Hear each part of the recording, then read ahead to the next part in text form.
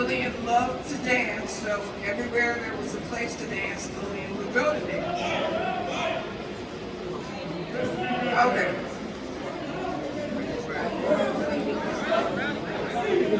Okay. So, okay. All right. She always nagged and nagged and nagged. She wanted me to go to see this Otis dance. I kept telling her no because I had schoolwork and whatever. So finally, I relented and I went to see this Otis.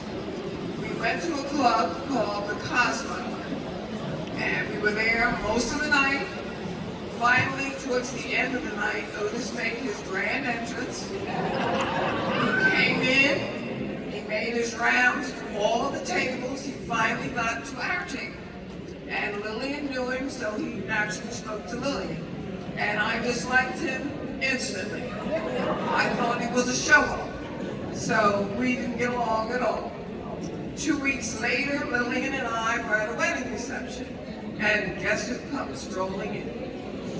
Otis comes in, comes to sit at our table, and as we're leaving, he says, well, I'll walk you ladies to the car. And I say, it's not necessary because there's two of us. He says, well, I'm going to walk you anyway. So as we get to the car, he's opening the door, and I get in the car, and he said to me, you don't like me now, but I'm going to marry you. And I said to him, not in this lifetime. So Otis was very persistent, and over the months I finally agreed to go out with him. And of course, where we went was a place where there was nothing but dancing. So I had to confess to Otis that I did not know how to dance. And he just stood there shocked. I don't think he knew an individual that did not know how to dance and learn. So he insisted I learn how to dance. Otis had the patience of Job to teach me how to dance. I finally learned how to dance a little bit. And I also learned more about the man. I learned that he was very kind-hearted and a very loving person. Eventually, we became a couple, and we dated for 10 years. One of those 10 years, during one of those times, I asked him to pick me up from my parents' home.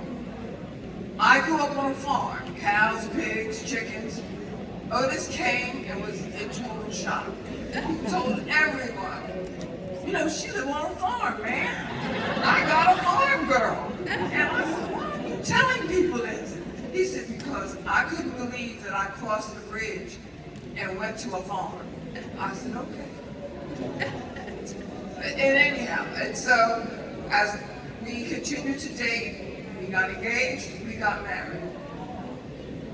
Otis deeply loved his children, his grandchildren, his great-grandchildren, and his nieces.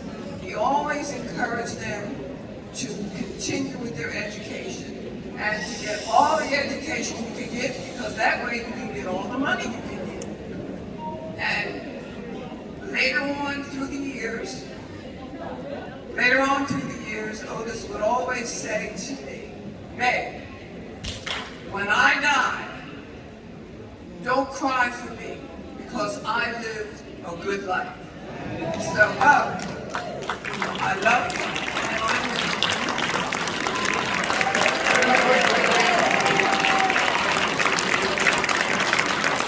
Butch has something for you.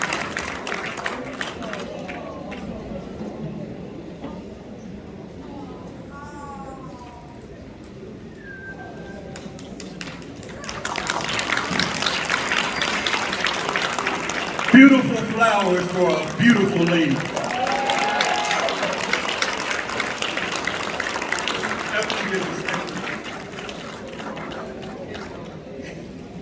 So we have our finale dance dedication. It is my personal favorite. We're going to have Sean and Mike do the ballroom the way Otis taught them. It is the best rendition that I've ever seen. In fact, when Otis was alive, I called